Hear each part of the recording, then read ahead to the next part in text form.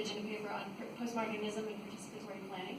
And the reason why I'm interested in this topic is I'm interested in general in sort of this tension that exists in participatory planning, which is that when you're a planning student, it's like the end-all be-all of what you learn about how to do planning, that you need public participation. But then when you're actually doing planning as a practitioner, it's almost impossible to get good public participation. It's impossible to get people to come to meetings. It's impossible, if you get people at meetings, to come to any kind of consensus. And so I was curious to see if anybody has talked about how we can maybe use postmodern thought to inform how we conceptualize participatory planning, and if nobody has, what kinds of questions we can ask to try to figure that out. So I'm breaking this into 4 pieces. The first, I'll be talking about kind of the key theories in planning that have to do with public participation. I'll talk a little bit about how postmodernism is framed in urban planning. I did find a few examples of people using kind of more postmodern ideas when it comes to talking about public participation. And then finally I'll end with my research agenda. So one of the first kind of, I guess you could call it a review and agenda paper on public participation was written by Susan Arnstein. It was published in 1969. And from that we have what we call Arnstein's ladder. And it was really the first kind of taxonomy of what participation in the planning process can look like. So you'll notice it kind of works as a spectrum. At the very top you have citizen control. So complete resident power over every aspect of the planning process, from data collection to implementation. And at the very bottom, manipulation, which geographers like to think that's what planners do. Don't. And then we can break this further into sort of 3 subcategories: citizen power, tokenism, and non-participation.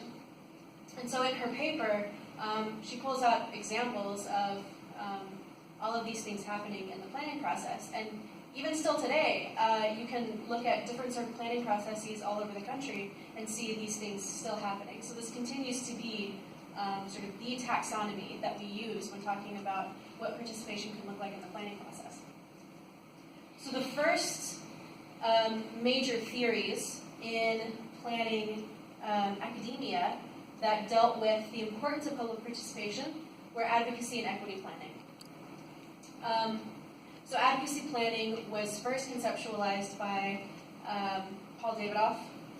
In 1965, he wrote this article called Advocacy and Pluralism in Planning, and it is, I can guarantee you, the most widely read article in planning literature.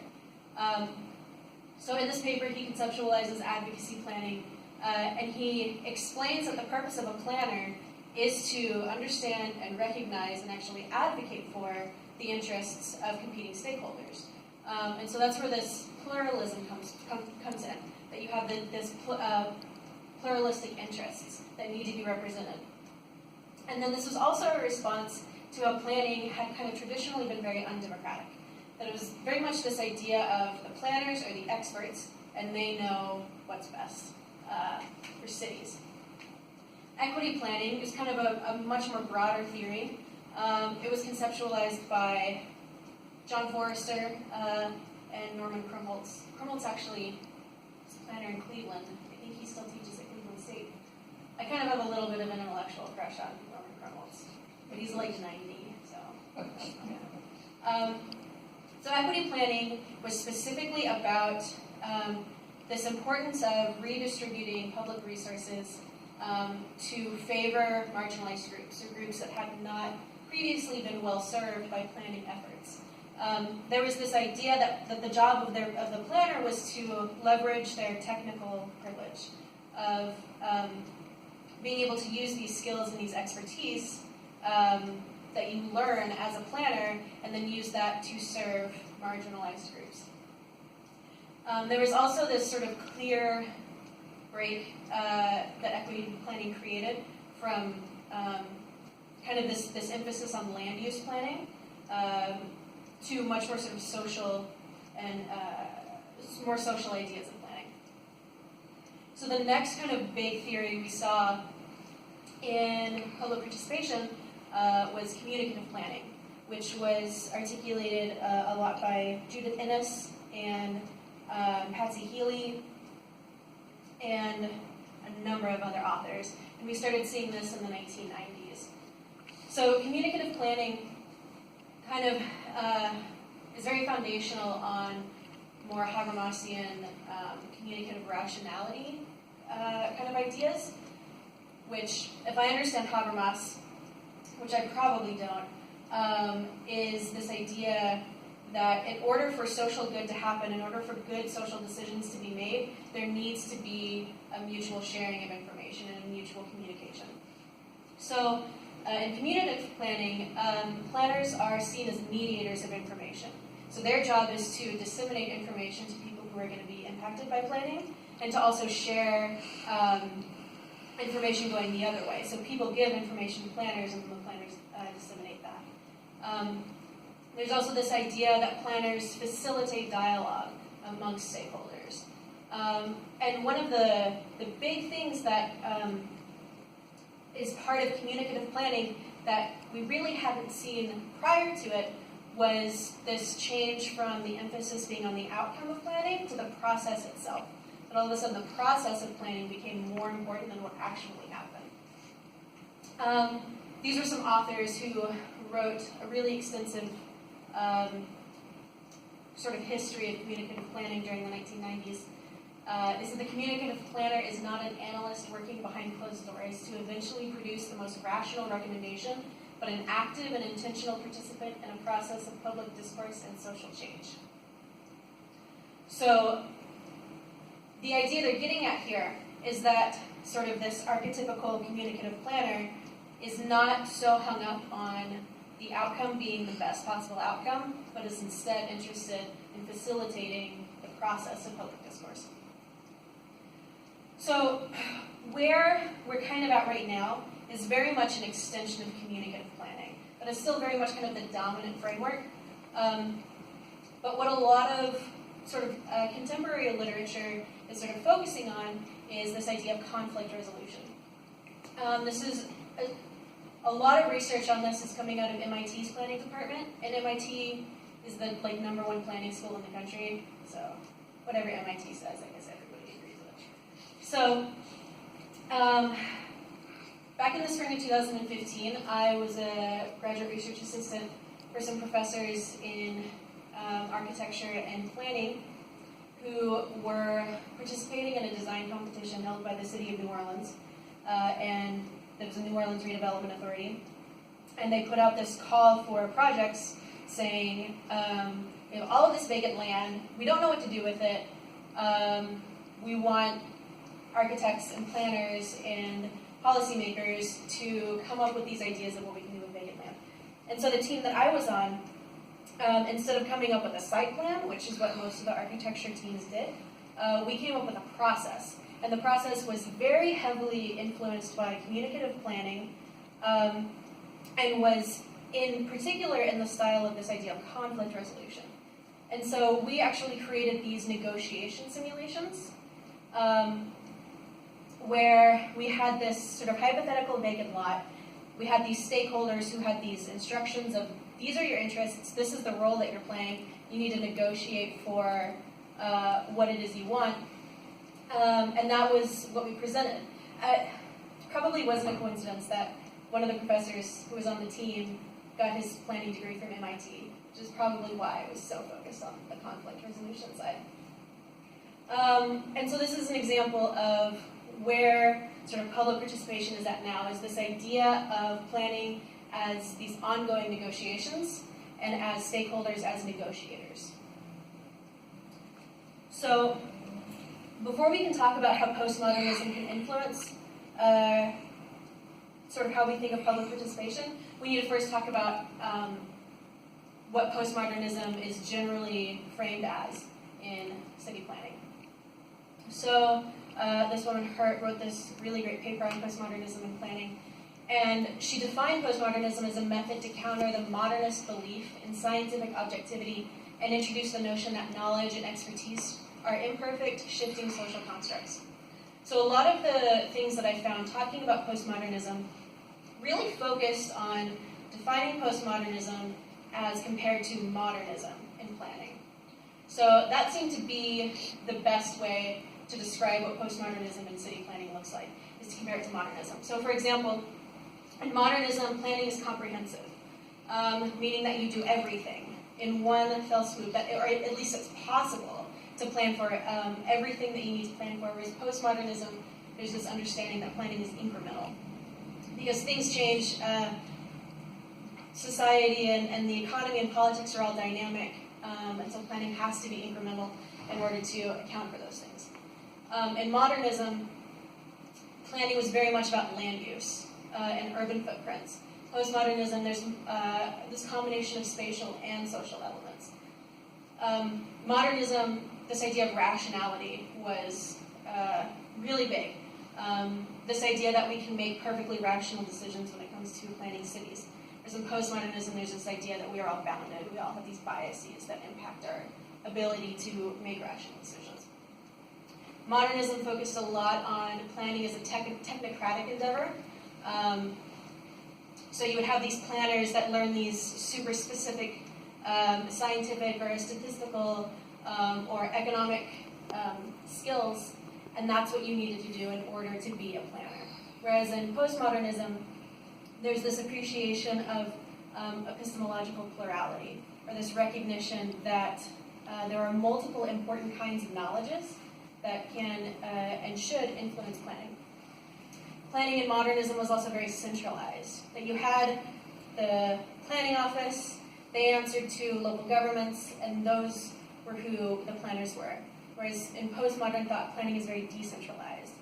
And that it happens on all different kinds of scales. So something that I love about talking about postmodernism in city planning is that in like every other academic discipline, there's all of these debates about where the shift happened in their discipline between modernism and postmodernism.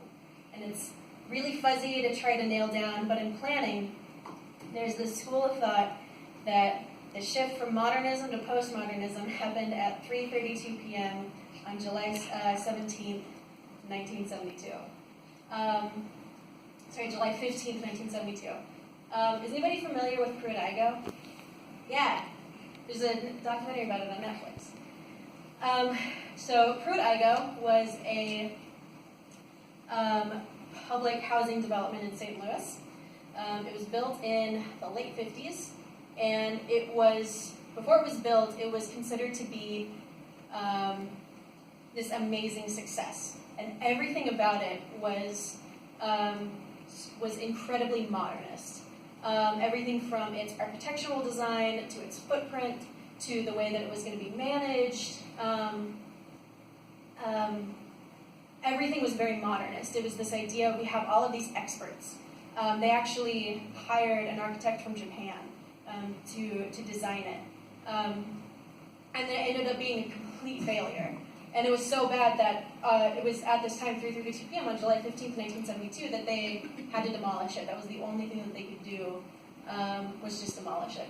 You need to watch the documentary, it's fantastic. So there's this idea that it was demolishing Pruitt-Igoe sort of made planners realize that this approach that we had been taking to planning for the last 70 years maybe wasn't the best idea. So there is some really good contemporary thought on how we can take kind of these postmodern ideas and implement them in the participation process. One of them comes out of post-colonialist literature. What's her name? Veronica Watson. Vanessa Watson, thank you. I need to start with a V. Writes about how the way we think about planning is very sort of North America-centric. And that if we look at other parts of the world, particularly the global south, we can sort of frame planning in very different ways. So there's been this theme in planning since its inception, since early 20th century, that the role of a planner is to mitigate conflict. But Watson kind of says maybe, looking at how sort of cities happen in the global south, maybe the role of the planner isn't to mitigate conflict, but to learn how to be comfortable with conflict, to learn how to plan in the tension of conflict, which changes what it means to be a planner. There's also, I'm biased towards this because I work at Kirwan, but the Kirwan Institute recently came out with this report, The 6 Principles for Equitable Civic Engagement, that gives these sort of foundational principles of what it means to actually have equitable public participation in whatever kind of project you're doing. I'm not going to go through all of them, but you'll notice some of them, like number 2, realizing the role of race, power, and injustice. I was darned if anybody wants to look at it. But sort of combats this idea that planning is colorblind or is power blind. That those kinds of things need to be discussed. I really like number 3, radical hospitality. Is this idea that public participation does not exist for the planner, but that if it's culturally irrelevant to the people that you need participation from, that you're not going to get anything that you need from public participation.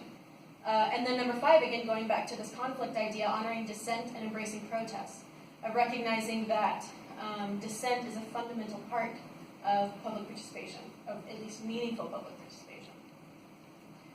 So there were sort of 3 key areas of research that I think would be interesting coming out of this.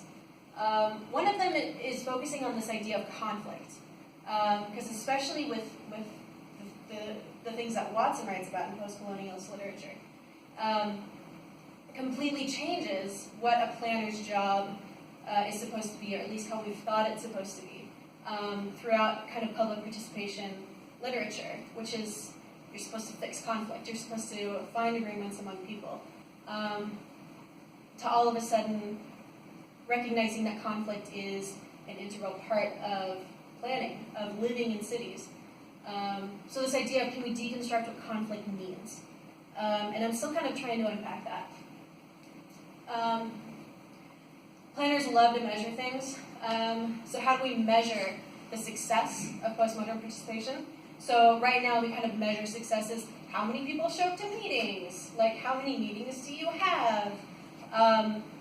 But if those stop being the focus with a more sort of postmodern framework of public participation, then how do we measure the success of participation? And then finally, would implementing postmodern thought in the planning process, and particularly in public participation in the planning process, require fundamentally changing what planning means? And there haven't been a whole lot of times in the history of planning that we've really kind of had a groundbreaking change in what planning means. But it's possible that this could fundamentally change what it means to be a planner, or what it means to plan for cities. So yeah, that's the end.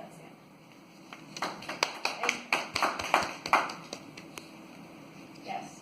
So I have a question. I feel like there's no way to ask this without sounding like kind of a brat, but I'm going to ask it. Okay. So Okay. I'm thinking of the ladder that you showed, where the citizen participation was at the very top. Yeah.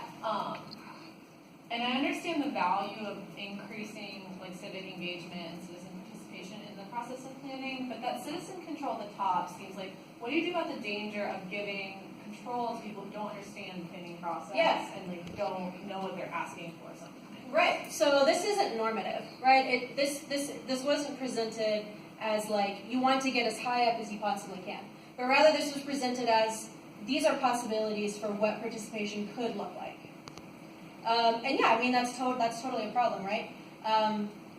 Because there is, I mean, if there wasn't a technical side to planning, we wouldn't need planning school. There's a value in the expertise, and yeah. I feel like giving too much power to lay people can sometimes be a threat to good planning. Sure. Yeah. Yeah. And I mean, there are postmodern planning theorists who would agree with you. Yeah. Yeah.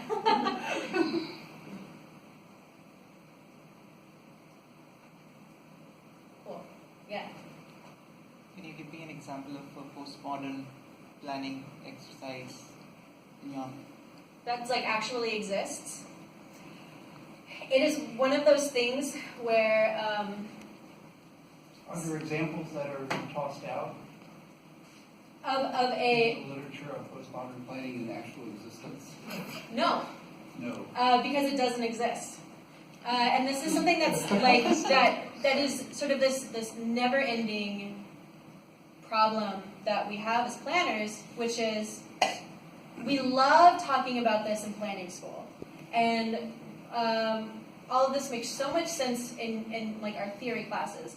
And then as soon as we get into like the studio projects that you do in planning school, all of a sudden all of this is what we focus on. This is still very much how we actually do planning. And in that sense, there's this huge divide between planning theory and planning in practice. And so, no, there is not an example of a plan that does this perfectly. I definitely think there are examples of plans that take into account some of these things, especially this idea of recognizing the value of local knowledge as opposed to just expertise. I think planning has started to kind of get into that. A really good example, something that I actually looked at in my master's thesis, there's a really fantastic food action plan in New Orleans that deals specifically with the food system there.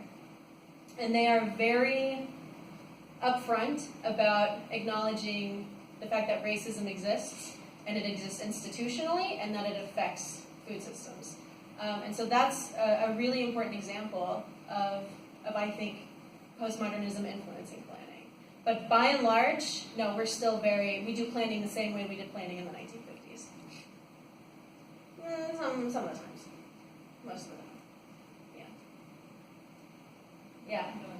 So how would you facilitate kind of this sort of communicative involvement from the people who live in the area, aside from like a town hall? Are there like practices and ways to get people involved? Yeah. So there's free food. Yeah, free food, free childcare.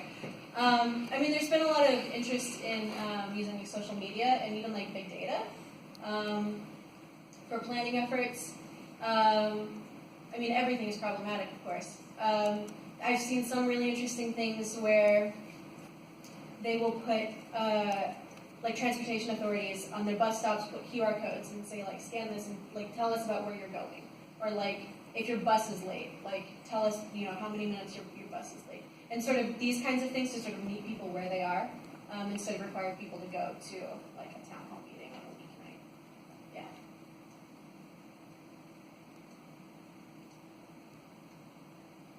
Cool. Okay. Thank you. So, I have a couple